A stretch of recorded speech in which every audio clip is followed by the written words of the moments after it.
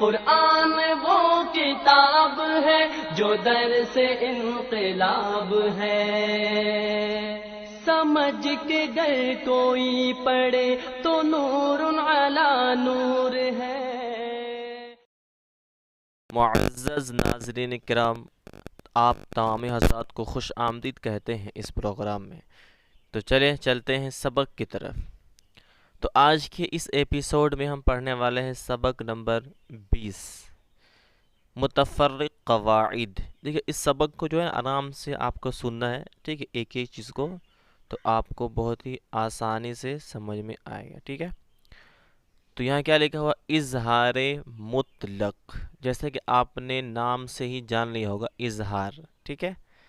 ہاں، مطلق یعنی صرف ان چار کلمات کے اندر، ٹھیک ہے۔ ہاں، ان چار کلمات میں نون ساکن کے بعد حرف یرملون ایک کلمے میں آنے کی وجہ سے ادغام نہیں بلکہ اظہار مطلق ہوگا، اس لیے ان چاروں کلمات میں غنہ نہ کرے، ٹھیک ہے۔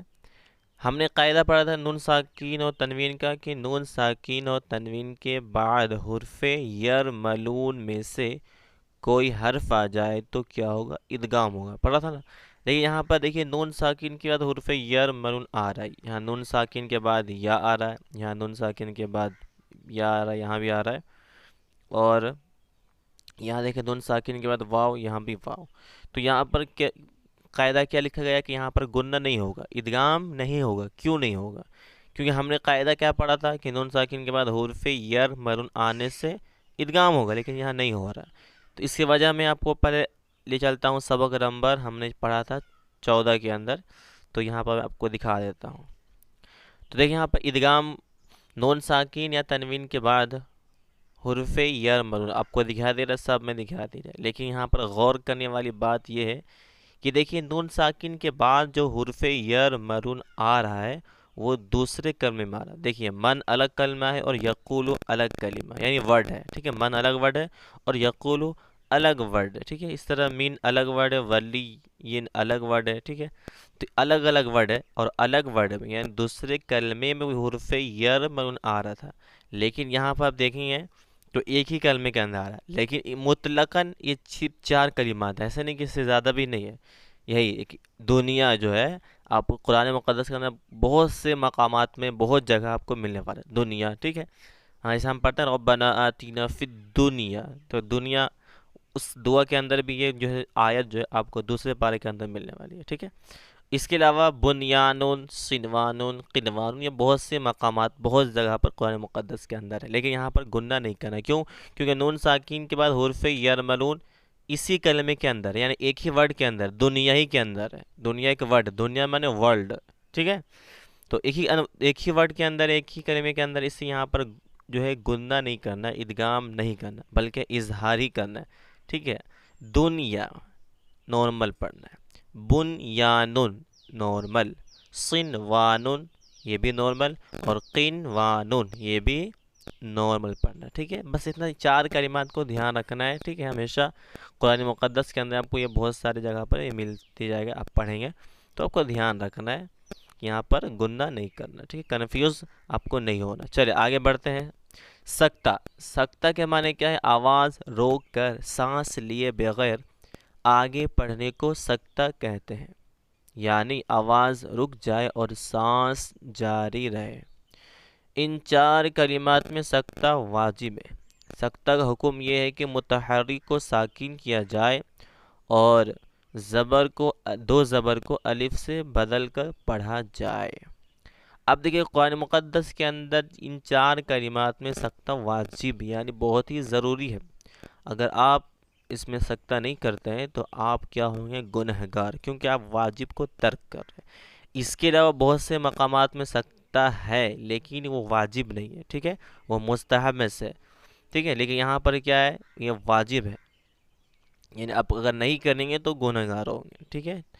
اب یہاں پر طریقہ کار لکھا گیا یہاں کی سانس لیے بغیر آگے پڑھنے کو سکتہ کہتے ہیں، یعنی دیکھیے وقیل من جب پڑھیں گے تو دیکھیے من کے بعد کیا آ رہا؟ سکتہ لکھا ہوا دکھا دے رہا، یہاں دیکھیے اس میں من کے اوپر سکتہ ہے، تو آپ کو من میں سکتہ کرنا ہے، ٹھیک ہے۔ تو آپ کو کیسا پڑھنا ہے؟ وقیل من کہہ کے آواز کو روک دینا ہے، لیکن سانس توڑنا نہیں ہے، ٹھیک ہے؟ وقیل من راقن، میں نے ایک سانس میں اس کو پڑھا ہے، وقیل من راقن، تو آپ کو بھی ایک ہی سانس میں پڑھنا ہے اور سانس کو توڑنا نہیں، صرف آواز کو ختم کرنا ہے من میں، وقیل من راقن، ٹھیک ہے؟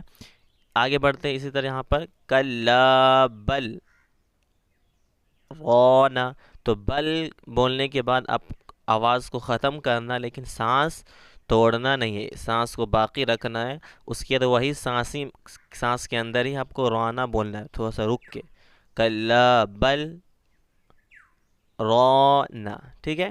تو آپ اس کو یہاں کلک کریں گے تو یہ آپ کو پڑھ کے بھی سنائے گا، ٹھیک ہے؟ تو اور بھی اچھے سے اس کو آپ جو ہے پریکٹس کر سکتے ہیں سن کے بھی، ٹھیک ہے؟ اور اچھا آسانی سے یہ اس کو آپ یاد کر سکتے ہیں۔ تو اس طرح یہاں آگے بڑھیں گے، مم مرقدینا، مم مرقدینا ہاذا، تو مرقدینا بولنے کے بعد آپ کو کیا کرنا ہے؟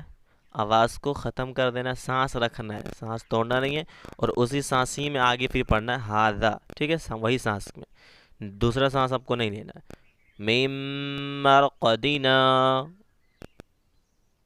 ہاذا، ٹھیک ہے؟ تو یہاں پر تھوڑا سا گیپ کرنا ہے، ٹھیک ہے؟ لیکن سانس نہیں توڑنا۔ اب دیکھیں یہاں پر آپ کو یہاں پر ڈیٹیلز کے ساتھ یہ وقیل من راقین، یہ کون سے پارے میں آپ یہاں دیکھ سکتے ہیں، یہاں پر 29 پارے کے اندر لکھا ہوا بھی ہے، ٹھیک ہے؟ آپ کو کنفیوز بھی نہیں ہونا ہے کہ یہاں یہ کون سی آیت میں ملنے والی ہے، ہمیں واجب ہے تو کیسے آپ کو پتہ چلے؟ یہاں پر لکھا ہوا ہے، ٹھیک ہے؟ 29 پارے جب پڑھیں گے سورہ قیامہ کے اندر آیت نمبر 27، ٹھیک ہے؟ تو آپ کو یہاں ملے گا یہ، تو وہاں آپ کو کیا کرنا ہے؟ سکتا وہاں پر ضروری کرنا، ضرور سکتا کرنا، کیونکہ واجب ہے۔ آگے یہاں پر دیکھیں کلا بل رونا، یہ آپ کا 30 پارہ کے اندر ہے، ٹھیک ہے؟ سورہ المطففین کے اندر آیت نمبر کتنی ہے؟ 14 ہے، ٹھیک ہے؟ 14۔ آگے مم مرقدینا ہاذا، ٹھیک ہے؟ یہاں پر جو ہے دیکھیے پارہ 23 سورہ یاسین آیت نمبر 52 ہے، ٹھیک ہے؟ تو یہاں پر آپ کو سکتا واجب ہے، ٹھیک ہے؟ آگے ایوا جن لکھا ہوا تھا، کیا لکھا ہوا؟ دیکھیے یہاں پر ایوا جن، لیکن سکتا میں ہم نے کیا پڑھا؟ یہاں پر دو زبر کو یہاں پر دیکھیے الف سے بدلنا ہے، تو ایوا جن سے ایوا جا، ایوا جا بولنا ہے، ایوا جا قیمن، سکتا کرنا۔ یہ کون سے پارہ میں؟ 15 پارہ سورہ کہف آیت نمبر 1، یعنی آپ جو پڑھیں گے 15 پارہ کے اندر آپ کو سورہ کہف ملے گا، تو اس سورہ کہف میں فرسٹ آیت کے اندر یہ آپ کو ملتا ہے، ٹھیک ہے؟ تو یہاں پر ایوا بہت سارے لوگ کیا کہتے ہیں؟ یہاں وقف کر دیتے ہیں، آپ کو وقف نہیں کرنا بلکہ سکتا کرنا یہاں واجب ہے، اگر آپ نہیں کریں گے تو گناہ گار ہوں گے۔ تو ایوا جا قیمن، ٹھیک ہے؟ چلیے آگے سبق کی طرف ہم بڑھتے ہیں۔ سواد اور سین، یہاں غور سے دیکھیں، سواد اور سین قرآن پاک میں 4 کلمات، کتنے کلمات؟ صرف 4 ورڈ، ٹھیک ہے؟ قرآن پاک میں صرف 4 کلمات صاد سے لکھے جاتے ہیں، اور صاد پر باریک سین بھی لکھا ہوتا ہے، یعنی چھوٹا سا سین بھی لکھا ہوتا ہے۔ ان کے پڑھنے کی تفصیل اس طرح، یعنی ڈیٹیلز لکھی ہوئی ہے، ٹھیک ہے؟ اب جو قرآن شریف پڑھیں گے تو آپ کو بہت جگہ ایسا ملتا ہے کہ صاد کے اوپر چھوٹا سا سین لکھا ملتا ہے، تو بہت سارے لوگ کنفیوز ہوتے ہیں کہ ہمیں سین پڑھنا ہے یا صاد پڑھنا ہے یا دونوں پڑھنا ہے، ٹھیک ہے؟ تو اس لیے یہاں پر ڈیٹیلز یہاں لکھی گئی ہے، تو آپ کو کنفیوز ہونے کی ضرورت نہیں ہے، ٹوٹل چیز یہاں پر آپ کو لکھی ہوئی ہے۔ تو نمبر 1 اور نمبر 2، یہاں نمبر دیکھ سکتے ہیں، 1 نمبر یا 2 نمبر، تو نمبر 1 اور نمبر 2 میں صرف سین پڑھیں گے، ٹھیک ہے؟ صرف سین، یب ستو، سین سے یب ستو، یب ستو، ٹھیک ہے؟ اور یہاں پر سین، یہاں پر بھی بس توتن، ٹھیک ہے؟ اب دیکھیے پارہ دیکھتے ہیں، یہ دوسرا پارہ ہے، ہاں، البقرہ، سورہ بقرہ کے اندر آیت نمبر 245 ہے، ٹھیک ہے؟ 245، ٹھیک ہے؟ آیت نمبر ہے، تو یہاں پر آپ کو دھیان رکھنا ہے۔ اور یہاں پر پارہ 8 سورہ اعراف آیت نمبر 69، ٹھیک ہے؟ 69 ہے، تو بس توتن سین سے، ٹھیک ہے؟ یہ دونوں سمجھ میں آئے، یہاں پر دونوں میں سین ہی پڑھنا ہے، ٹھیک ہے؟ اب یہاں پر دیکھیے نمبر 3، یہاں پر جو ہے یہ نمبر 3، تو یہاں پر سین اور صاد دونوں پڑھنا جائز ہے، یعنی ایک وقت میں ایک ہی چیز پڑھنا ہے، یا تو آپ سین پڑھیں یا پھر صاد پڑھیں، جیسے یہاں پر ام ہم موسئی سین سے موسئی طیرون موسئی، ٹھیک ہے. اب میں اس کو سواد سے پڑھتا ہوں. ام ہم المسوئی طیرون مسوئی طیرون مسوئی طیرون، جس کو آپ جو سنیں گے تو آپ اچھے سے اس کو پریکٹس کر سکتے ہیں. آگے ہم یہاں پڑھیں گے. دیکھیے 4 نمبر میں یہاں کیا لکھا ہوا ہے. نمبر 4 میں صرف صاد پڑھے یہاں پر. بمسوئی طیرین، یہ جو ہے آپ کا 30 پارے کے اندر سورہ الغاشیہ آیت نمبر 22 میں، ٹھیک ہے. بمسوئی طیرین، یہاں صاد پڑھنا ہے، سین نہیں پڑھنا ہے. تو امید ہے کہ آپ کو یہ سین سواد والی سبق بہت اچھے سے سمجھ میں آ گیا ہوگا. چلیے آگے بڑھتے ہیں تسہیل کی طرف. تسہیل کے معنی کیا ہے؟ تسہیل کے معنی ہے نرمی کرنا، یعنی دوسرے حمزہ کو نرمی کے ساتھ پڑھیں، ٹھیک ہے. قرآن پاک میں صرف ایک کلمے میں تسہیل واجب ہے، بھی یاد رکھیں یہاں پر واجب ہے، یعنی آپ کو یہاں پر نرمی کرنا ہے، ٹھیک ہے. یہاں پر دوسرے حمزے میں اعجمی و عربی، بہت ہی مطلب نرمی کے ساتھ جو ہے حمزہ کو پڑھنا ہے، دوسرے حمزہ جو ہے اس میں، ٹھیک ہے. چلے آگے پڑھتے ہیں. ایمالا. ایمالا زبر کو زیر کی طرف اور الف کو یا کی طرف مائل کر کے پڑھنے کو ایمالا کہتے ہیں. ایمالا کی را کو اردو کے لفظ قطرے کی را کی طرف پڑھیں، یعنی ری بلکہ رے پڑھنا ہے، ٹھیک ہے. تو یہاں پر دیکھیں مج را کھڑا زیر کیا ہوتا ہے؟ ری ہوتا ہے، لیکن یہاں پر یہ کون سی را ہے؟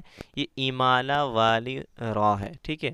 تو صرف آپ کو اسی جگہ پر ایمالا والی را صرف ایک ہی جگہ ہے. کون سے پارہ میں؟ 12 پارہ سورہ ہود آیت نمبر 41، ٹھیک ہے، 41 کے اندر، ٹھیک ہے. آپ کو مج ری ہا یہاں نہیں پڑھنا. کیا پڑھنا؟ مج رے ہا، بس ایک ہی جگہ مج رے، باقی ہر جگہ ری ہی پڑھنا ہے، لیکن یہاں پر سب کو مج رے ہا. کیوں؟ یہ کون سی راہ ہے؟ ایمالا والی راہ ہے، اس وجہ سے یہاں پر مج ری نہیں بلکہ مج رے ہا پڑھنا ہے. چلے آگے پڑھتے ہیں. بئسا لسم الفسوق، اس کلمے میں لام سے پہلے اور لام کے بعد دونوں الف نہ پڑھے بلکہ لام کو زیر دے کر پڑھے. دیکھیں یہاں پر جس کو آپ پڑھیں گے، یہ پارہ 26 پارہ ہے، سورہ حجرات کی آیت نمبر 11 ہے، ٹھیک ہے، 11 ہے. تو یہاں پر آپ دیکھ سکتے ہیں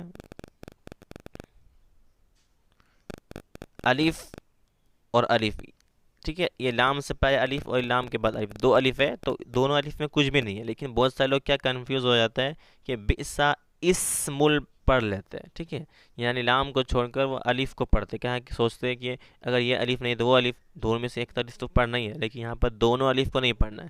بئسا لسم، لام میں زیر ہے اور لام سین میں مل رہا ہے، لام سین زیر، لس میم لام پیش مل، لسم الفسوق، بئسا لسم الفسوق، ٹھیک ہے. تو یہاں پر دھیان رکھنا ہے آپ کو، بئسا میں کیا کرنا ہے؟ لام کے بعد اور لام سے پہلے دونوں الف کو نہیں پڑھنا، صرف لام کو پڑھنا ہے. لام میں زیر ہے اور لام کس میں مل رہا ہے؟ سین میں، لام سین زیر لس ہے. بئسا لسم الفسوق، ٹھیک ہے.